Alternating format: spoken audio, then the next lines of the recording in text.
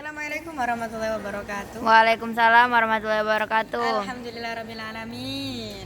Bismillahirrahmanirrahim. Yang terhormat kepada Abi Hanim dan Umi Ida selaku Direktur beserta pengasuh pesantren Super Kamlar Ibani kita, kepada segenap jajaran guru dan teman-teman semua yang sedang berbahagia. Semuanya bagaimana kabarnya pada malam hari ini? Alhamdulillah luar biasa, bersemangat dahsyat. Allahu Coba Akbar. kalau pakai bahasa Inggris, Alhamdulillah, powerful, excellent, yes. Allahu Akbar. Jadi di sini saya akan mempresentasikan peta imajinasi mata pelajaran pendidikan kewarganegaraan yang berjudul demokrasi.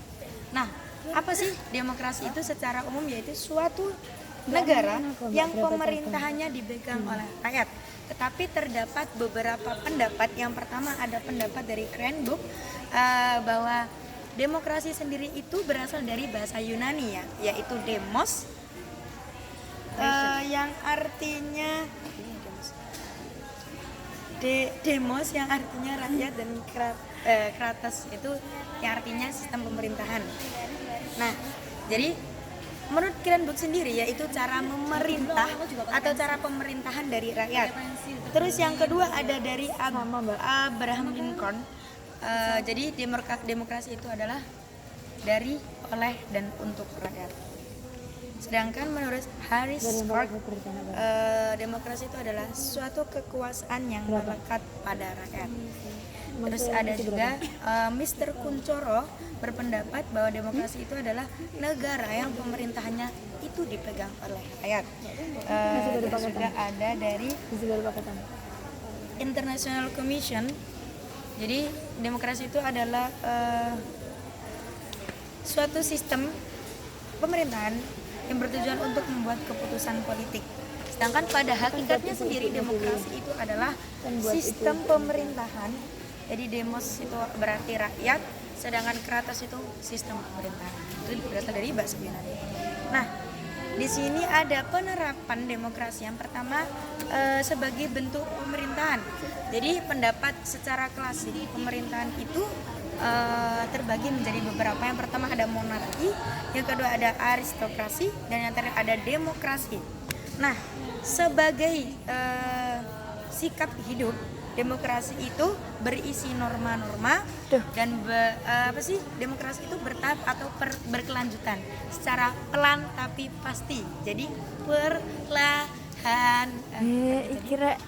Jadi demokrasi juga menurut sikap hidup di dalamnya terdapat perdamaian dan musyawarah. Terus juga demokrasi sebagai sistem politik ada dua, yaitu non demo dan demokrasi. Kalau non demo itu memiliki ciri-ciri tersendiri. Yang terakhir itu suatu bentuk negara republik itu pasti mendapat yang pertama bentuknya itu ada demokrasi, kedua otoriter, dan terakhir ada totaliter. Oke, selanjutnya ada macam-macam demokrasi. Yang pertama berdasarkan titik berat perhatian, yaitu terbagi menjadi 3, demokrasi formal, material, dan gabungan. Sedangkan kalau berdasarkan cara penyaluran ke rakyat itu beberapa macam. Yang pertama ada demokrasi langsung, demokrasi perwakilan secara representatif, dan demokrasi perwakilan secara referendum.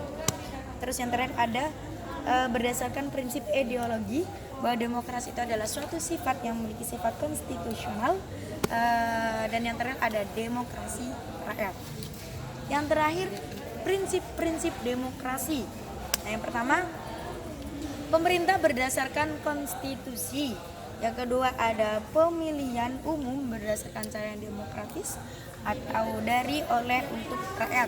Terus juga ada pemerintahan lokal, pembaruan undang-undang, peradilan independen, lembaga legislatif atau kepresidenan.